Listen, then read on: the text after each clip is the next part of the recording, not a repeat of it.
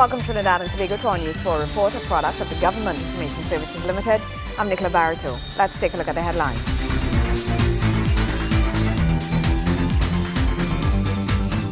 The nation's youth honored at this year's National Youth Awards, which coincides with International Youth Day. Talks on reparations on slavery and the important role that women played during its tenure commenced at the National Library. And the Caribbean Secondary Education Certificate, BAT CSAC, and the Caribbean Advanced Proficiency Examination CAPE results are out. Thank you for joining us. The theme of International Youth Day 2014, youth and mental health, as persons with such conditions can often experience stigma and discrimination, which in turn can lead to exclusion and or discourage persons from seeking help for fear of being negatively labeled. In Trinidad and Tobago, the Ministry of Gender, Youth and Child Development hosted its annual National Youth Awards, which emphasized the need to recognize the youth.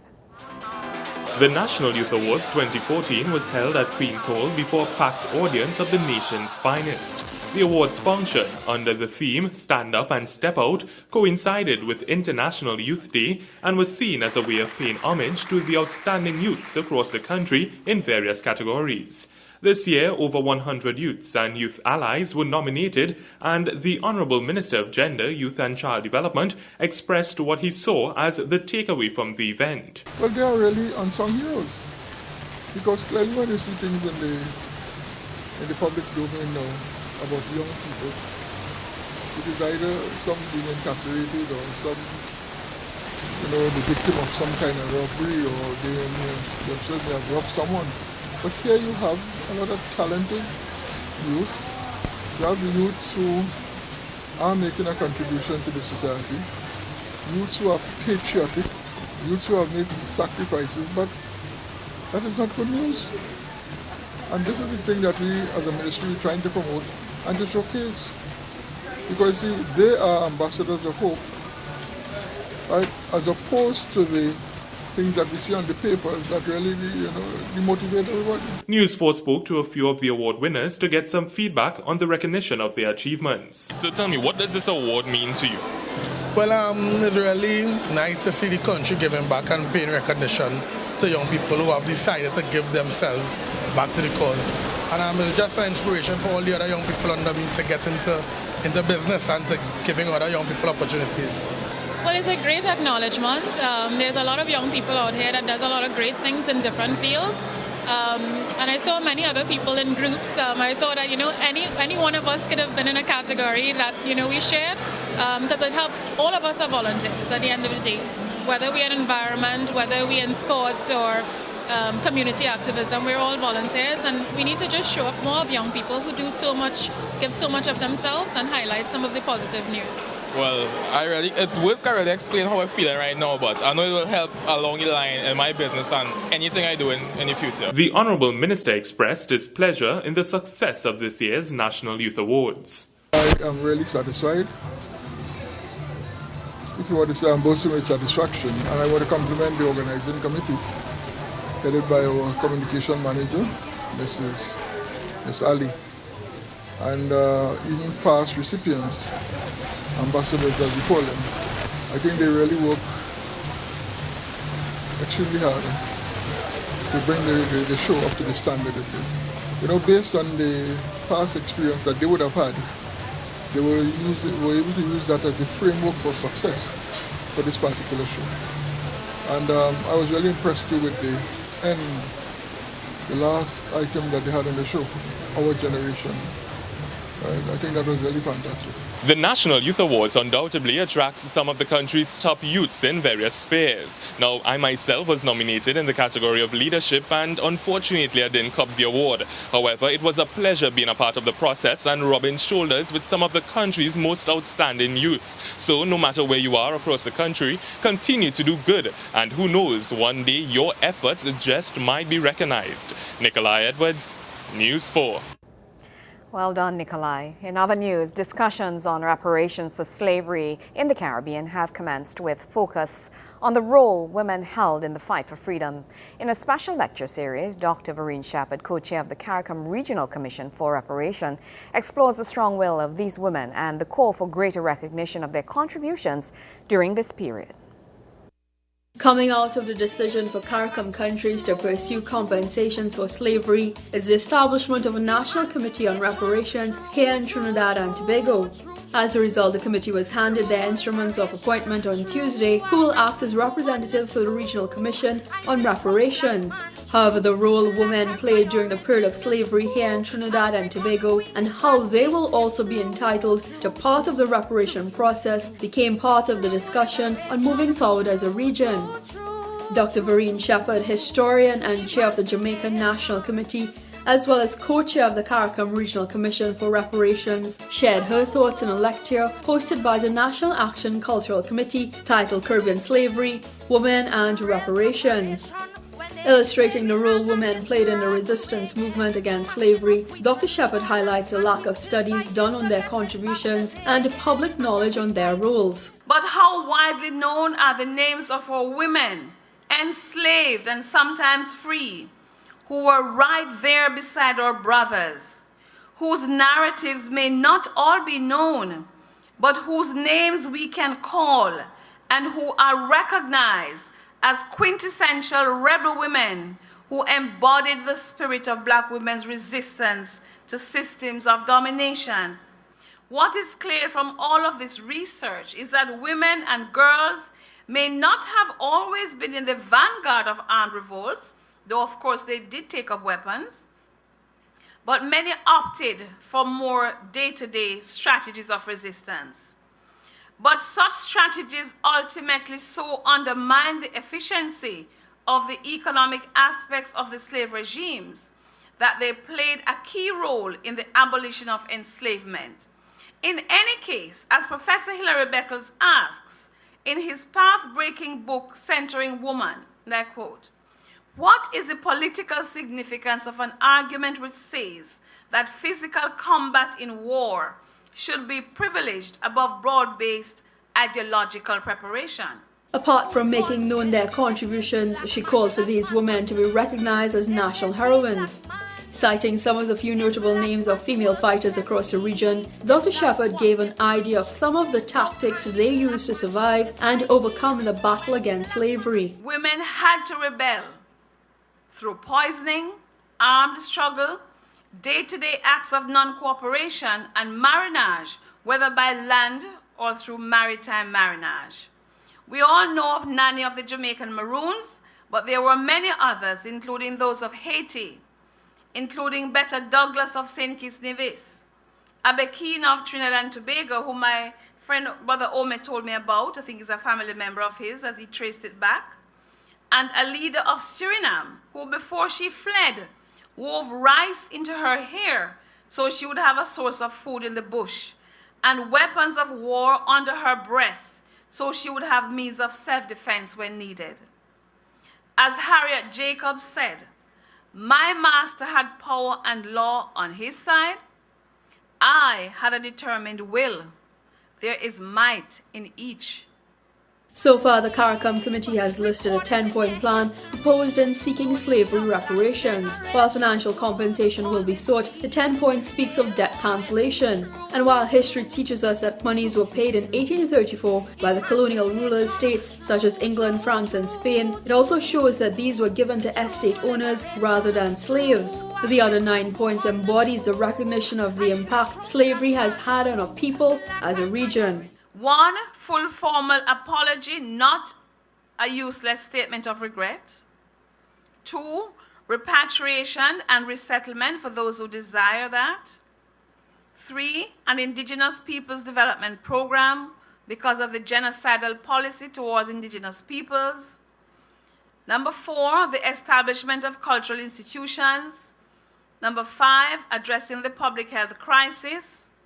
6, illiteracy eradication. 7, the development of an African knowledge program to re-educate our people about their origins. 8, psychological rehabilitation to help us to get over the trauma of enslavement and the transgenerational impact of this trauma. Number 9, technology transfer, which is located within the Right to Development framework.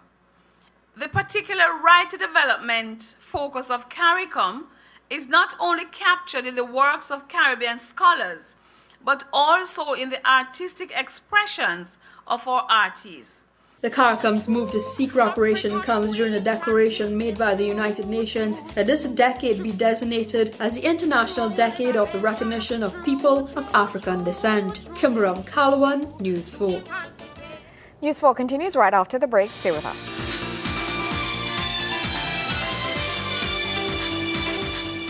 Thank you for staying with us. Students who wrote the Caribbean Secondary Education Certificate, the CSEC examination in May and June of this year can now access their results online. The results come 2 days after those for the Caribbean Advanced Proficiency Examination, that's CAPE. The results can be accessed on the CXC's website, www.ors.cxc.org/student portal. Students attempting to access their results online must have their center number and candidate or registration number at hand. This information must be entered in the required boxes. Students can also use their birth certificate number if their center and candidate numbers cannot be found. Other information that must be entered include your last name, date of birth, and the month and year when the examination was done. CXC advises that if students were absent for their exam or did not complete their coursework, they will be blocked from viewing the results. Students are, however, advised to still collect their official result slips at their respective schools or at the Ministry of Education. The National Awards Committee will soon select nominations from a submitted pool of names as to who will be the selected persons to be honored. The award acknowledges the involvement of citizens and non-nationals who have made a significant impact on the Twin Island Republic. In this report, News 4, Joseph Lopez shares with us the background to this annual event and how it has evolved today. National awards were first granted in 1969, 7 years after Trinidad and Tobago gained its independence from Britain. These awards are presented to commemorate the anniversary of our independence. Prior to our own local national awards system, Trinidad and Tobago was involved in the system of Commonwealth Awards, which was conferred by Her Majesty the Queen of England. Upon gaining independence from Britain in 1962, it was decided that Trinidad and Tobago should have its own national awards. Although Cabinet had decided on the 21st of December 1967 that there should be 7 categories and 14 classes of national awards, it subsequently amended these numbers to 4 categories and 10 classes of national awards. The existing national awards and the Order of the Republic of Trinidad and Tobago, the Shakonia Medal in Gold, Silver and Bronze, the Hummingbird Medal in Gold, Silver and Bronze, and the Public Service Medal in Merit in Gold, Silver and Bronze. The name of the society to replace the Order of the Trinity is the Distinguished Society of Trinidad and Tobago, and the initial ORTT is to be used by future holders of this award after their names. Nominations for national awards are done annually. There is a National Awards Committee to oversee the procedure. In order that fair consideration be given to nominees, the National Awards Committee asks that the submission of nominees be made early, giving full detailed information, thereby building a solid and convincing case. This includes the nominee's name and activities, including how long he or she has done the work for which the person nominating him or her thinks he or she deserves the award. The members of the National Awards Committee will then carry out a proper investigation of the nominees' activities in the field, after which the committee then considers all of the recommendations submitted. Then the committee forwards a shortened list to the Prime Minister for consideration. According to the 1969 Constitution of the Order of the Trinity, the Prime Minister has the right to accept, reject, or add to the list. The Prime Minister in turn advises the President who made the award with the consent of the nominee. You may ask, where can I get nomination forms? Nomination for a national award forms and more information about nomination submission can be obtained at the Office of the Prime Minister, Tobago House of Assembly, and City and Town Halls. Joseph Lopez, News 4. News 4 continues right after this.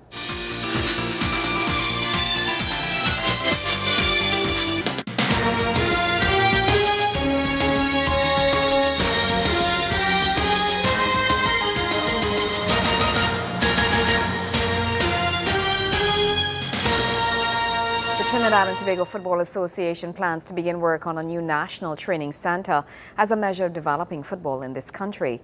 This announcement comes as a historic football management and administration course is being hosted in Port of Spain.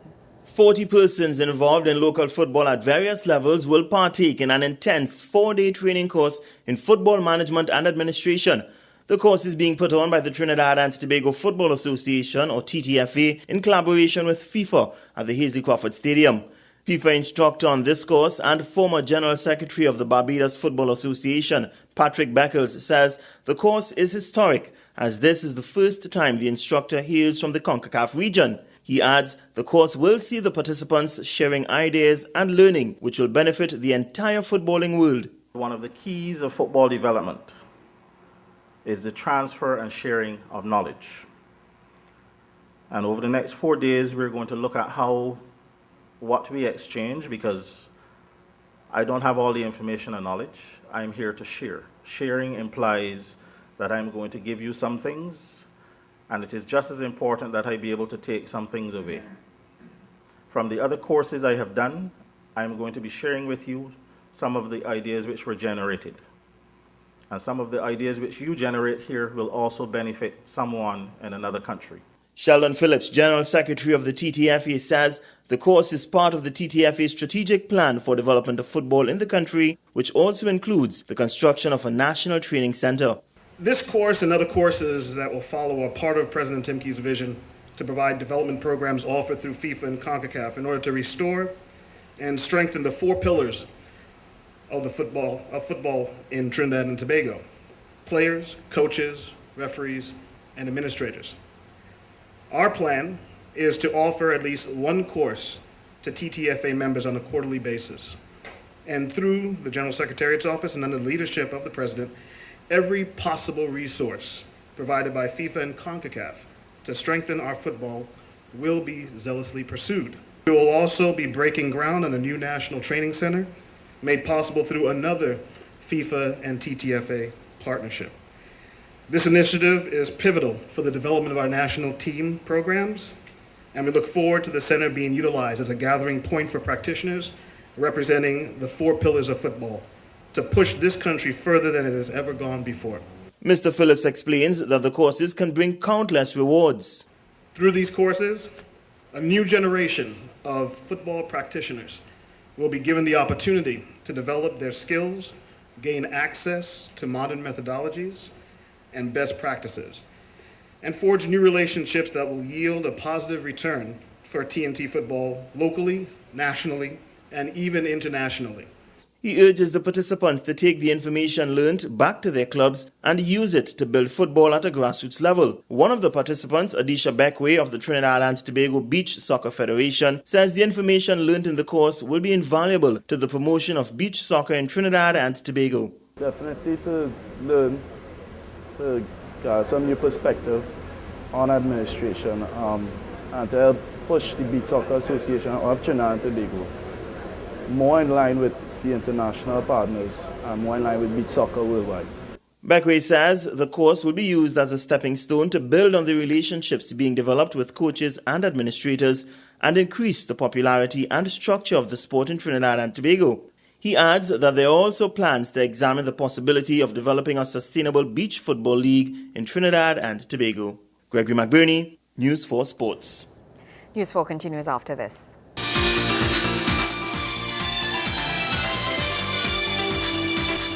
The Egypt Village Government Primary School will likely be reopened for the new school term. This comes according to Dr. the Honorable Tim Gopi Singh, Minister of Education, during his tour of the completed facility on the weekend. Minister Gopi Singh said the school has been completed before its due date. The Ministry of Works and... Sign off. That's how we wrap up. Unfortunately, we do apologize for that glitch in transmission. But that's how we wrap up this edition of our News 4 Report, a product of the Government Information Services Limited. Now, remember, you can view a repeat of our newscast weekdays at 6 a.m. and feel free to visit our Facebook page at facebook.com/RTV4. And you can visit our YouTube channel. That's youtube.com/TheGislTD. I'm Nicola Barito. Thank you for joining us.